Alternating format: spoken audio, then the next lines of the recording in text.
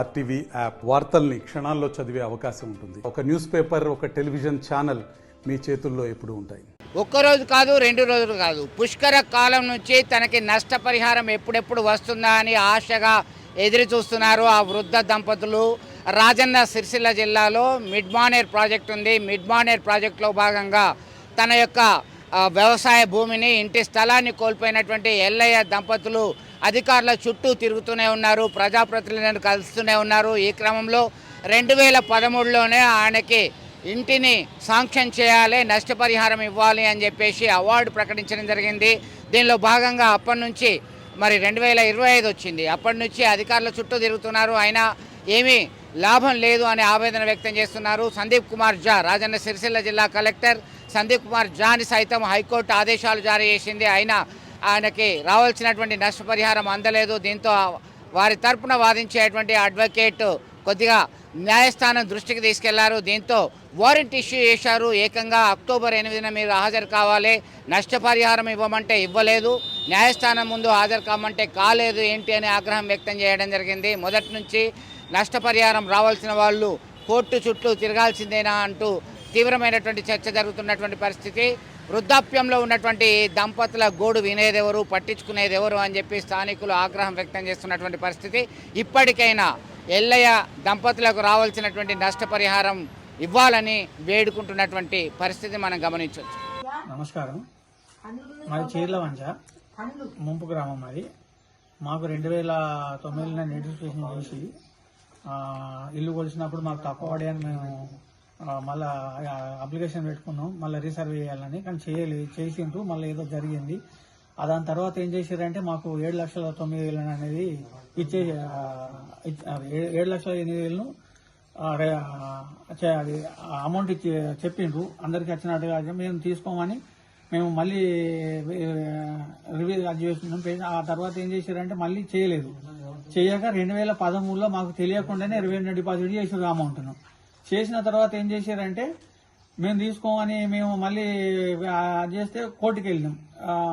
కోర్టుకు వెళ్తే ఏదో ఛాలెంజ్ మిస్ అయిందని అని చెప్తే కోర్టుకు వెళ్ళినా మాకు సమైన అదే అక్కడ న్యాయం జరగలేదు కోర్టులో. ఆ తర్వాత ఏం చేసినాం, 2021లో మళ్ళీ కోర్టు నుంచి క్యాన్సిల్ చేసుకుని ఈ అమౌంటే తీసుకుంటామని అనుకున్నాం. ఈ అమౌంట్ తీసుకుంటాను కానీ ఇప్పుడు 2021లో సంతకం పెట్టి ఇచ్చినా కానీ ఈ రోజు వరకు కూడా డబ్బులు ఇవ్వట్లేదు. ఏమన్నంటే సంబంధిత అధికారులు ఏమంటారు అంటే మాకు బడ్జెట్ లేదు అని అంటారు.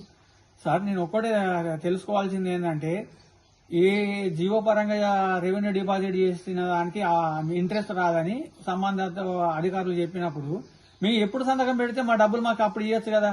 మీరు ఆ అమౌంట్ను వాడుకున్నప్పుడు గవర్నమెంట్ ఎలాగైతే వాడుకుందో మాకు గవర్నమెంట్ పరంగా ఎంత ఇంట్రెస్ట్ రావాలనో ఆ ఇంట్రెస్ట్ మాకు ఇప్పించగలరని కోరుకుంటున్నాం. జడ్జి గారు బాధ్యత దయచేసి వాళ్ళ కడుపులో దేవుడికి వచ్చి వాళ్ళ పిల్లలకు వాళ్ళ కొడుకులకు కోటి పుణ్యాలు దొరుకుతాయి. బాధ్యత మా కోసం మా వచ్చుడు ఆ జడ్జి గారిని సాధించేవారు. బాధ్యత కాలుతుంది. 15 సంవత్సరాల సంటి ఏడుతున్నాం, పిట్టలు కలకల అన్నట్టు అంటున్నాం. వాళ్ళ కోపచ్చినా సప్పుడు చేస్తున్నాం, వాళ్ళకు ఈ పెట్టలేక అన్నా సప్పుడు చేస్తున్నాం, వాళ్ళ అప్పులు కట్టలేక అన్నా సప్పుడు చేస్తున్నాం. బాధ్యత కాలుతాం. వాళ్ళు పెట్టింది తింటున్నాం. అందరూ పెడతాం. జడ్జి గారిని 10,000 నమస్కారం.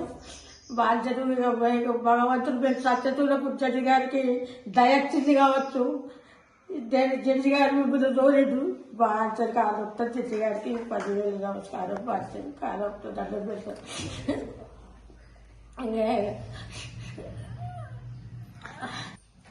బాధ్యత సారు, కలెక్టర్ సారు బాధ్యత నీకు దయ రావాలి.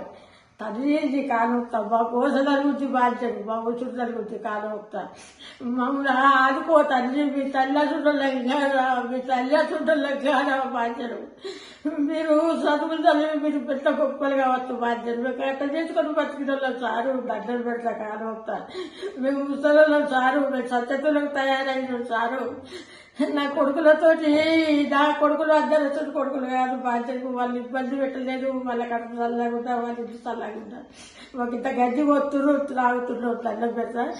కలెక్టర్ సార్ నువ్వు పట్టించుకోలేదు. నేను కేసు రాజధాని చేసేది దాకా ఆన్లైన్లో కనబడుతుంది, ఆన్లైన్లో కనబడుతుంది, ఇస్తాము అన్నారు. సగం కనబడుతుంది, సగం కనబడతలేదు, సగం కనబడుతుంది, సగం కనబడతలేదు రోజు. ఏం చేయాలి సారు? మా కాలు ఎక్కడ లేకపోయా, నీ దగ్గరికి వస్తా ఉంటుంది, నువ్వు ఎన్ని యంత్రాల బగ్గులు ఇస్తున్నావు, మా కాలు లేకపోయా, మీరు నచ్చేంత కాలు ఒక్క పాంచదు దండ పెడతా. నీకు కూడా దయచి నీ తల్లిదండ్రులు సొంత బాధ్యతలు మమ్మల్ని ఇంతో పచ్చతపు పట్టకుండా దండం పెడతా, కాలు మొక్కుతా. బాధ్యతలు మీ తల్లిదండ్రులు అసలు మేము మీ కోటి పుణ్యాలు కలుగుతుంది. మేము ముసలలో సాగుకు దగ్గర వచ్చినాం, కాలు మొక్తా. మేము ఇంత కోసపడుతున్నాం, మా కలకల జరుగుద్ది, మా కన్నీరు జరుగుద్ది. బాధ్యత మా కలకల బాధ్యత దండం పెడతారు.